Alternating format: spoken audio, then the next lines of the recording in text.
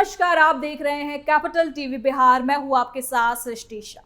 बिहार की राजनीति में इन दिनों सिर्फ चुनावी बयानबाजी ही नहीं बल्कि सुशासन, कानून व्यवस्था और भ्रष्टाचार पर भी सियासत तेज हो गई है। ऐसे माहौल में मुख्यमंत्री सम्राट चौधरी ने कई बड़े ऐलान कर राजनीतिक और प्रशासनिक दोनों हलकों में नई चर्चा छेड़ दी है। एक तरफ उन्होंने साफ कहा कि भ्रष्टाचार के मामलों में मंत्री, विधायक, अफसर या कोई भी प्रभावशाली व्यक्ति कानून से ऊपर नहीं है।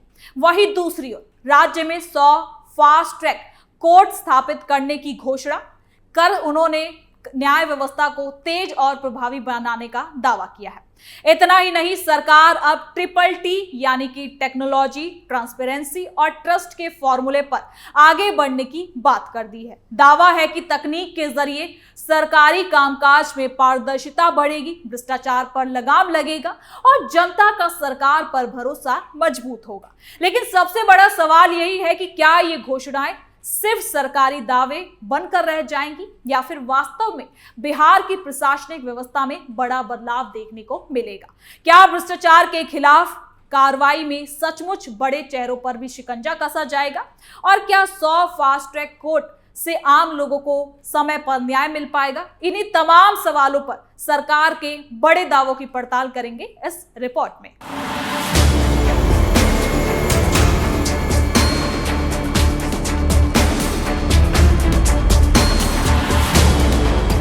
बिहार में कानून व्यवस्था, न्याय व्यवस्था और भ्रष्टाचार के खिलाफ कार्रवाई को लेकर सरकार ने बड़ा संदेश देने की कोशिश की है। मुख्यमंत्री सम्राट ने हाल के कार्यक्रमों में कई बड़ी घोषणा करते हुए साफ कहा कि राज्य में भ्रष्टाचार के खिलाफ कार्रवाई किसी भी पद, प्रभाव या राजनीतिक हैसियत को देखकर नहीं होगी। उन्होंने यह भी साफ कहा कि अगर कोई मंत्री, विधायक, अधिकारी या कर्मचारी भ्रष्टाचार में लिप्त पाया जाता है तो उसके खिलाफ कानूनी कार्रवाई जरूर होगी। इसके साथ ही राज्य में 100 नई फास्ट ट्रैक अदालतें स्थापित करने का ऐलान भी कर दिया है ताकि मामलों का तेजी से निपटारा हो सके और लोगों को समय पर न्याय मिले। बोधगया में आयोजित एक कार्यक्रम के दौरान सम्राट ने नए आपराधिक कानून के पूरी तरह से लागू होने पर उन्होंने जोर दिया। उन्होंने कहा कि देश में लागू हुए नए आपराधिक कानूनों का उद्देश्य न्याय प्रणाली को ज्यादा आधुनिक, पारदर्शी और पीड़ित केंद्रित बनाना है। बिहार सरकार भी इन्हीं उद्देश्यों के अनुरूप अपनी व्यवस्थाओं को मजबूत करने का प्रयास कर रही है। उनका कहना था कि केवल कानून बना देना ही काफी नहीं होगा बल्कि उसका प्रभावी और ईमानदारी से पालन भी उतना ही ज्यादा जरूरी है। इसके साथ ही संबोधन में अब और क्या कुछ कहा है, आइए जानते हैं इस रिपोर्ट में। भ्रष्टाचार पर बड़ा वार, सम्राट चौधरी का बड़ा ऐलान, 100 फास्ट ट्रैक कोर्ट का ऐलान, भ्रष्टाचारियों की अब खैर नहीं। मुख्यमंत्री ने अपने संबोधन में कहा कि सरकार चाहती है कि आम लोगों को न्याय के लिए सालों तक अदालतों के चक्कर ना लगाने पड़े। इसी सोच के तहत राज्य में 100 नई फास्ट ट्रैक कोर्ट स्थापित करने की प्रक्रिया शुरू की गई है। इन अदालतों का उद्देश्य लंबित मामलों के बोझ को कम करना और विशेष रूप से गंभीर मामलों का तेजी से निपटारा सुनिश्चित करना है। सरकार का मानना है कि न्याय मिलने में होने वाली देरी कई बार लोगों के विश्वास को कमजोर कर देती है। इसीलिए न्यायिक प्रक्रिया का तेज बना रहना कहीं न कहीं जरूरत है। सम्राट चौधरी ने भ्रष्टाचार के मुद्दे पर भी बेहद सख्त रुख अपनाया। उन्होंने साफ शब्दों में कहा कि सरकार की नजर में कोई भी व्यक्ति कानून से ऊपर नहीं है।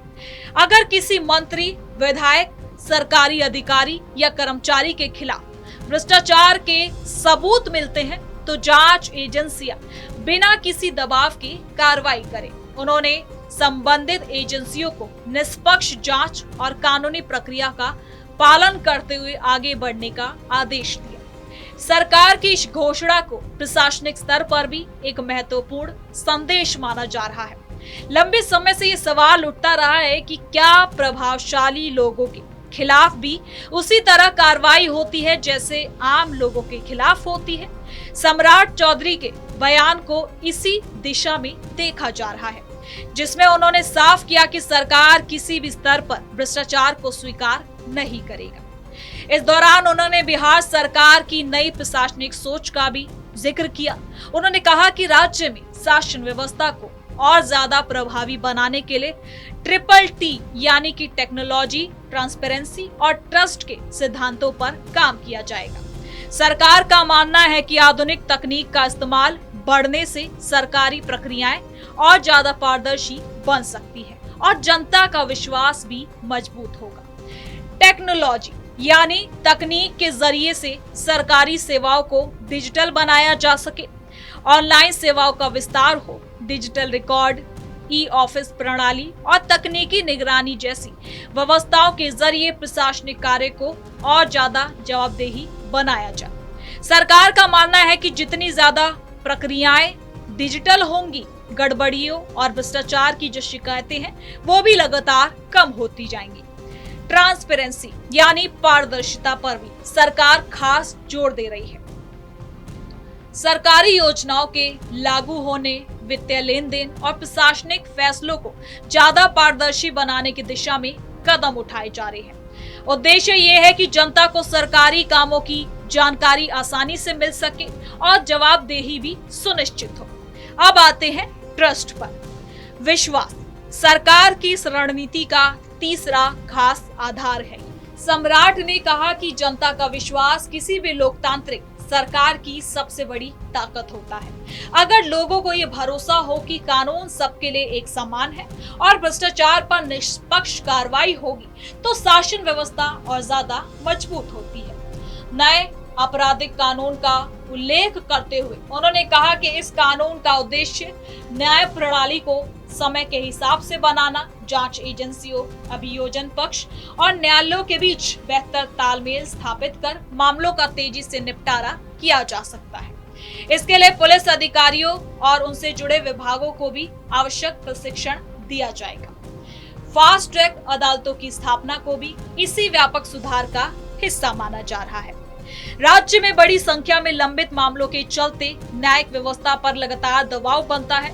सरकार का कहना है कि नई अदालतें बनने से इस बोझ को कम किया जा सकेगा, उसमें मदद मिलेगी और गंभीर मामलों का जल्द से जल्द निपटारा हो सकेगा। इसके साथ ही सम्राट ने यह भी कहा कि प्रशासनिक अधिकारियों से भी अपेक्षा है, उम्मीद है कि वो अपने दायित्वों को पूरी तरीके से और ईमानदारी से निष्पक्षता के साथ निभाएंगे। उन्होंने कहा कि सरकारी पद जनता की सेवा के लिए होता है और अगर कोई अधिकारी अपने अधिकारों का गलत इस्तेमाल करता है तो उसके खिलाफ भी कानूनी कार्रवाई जरूर होगी।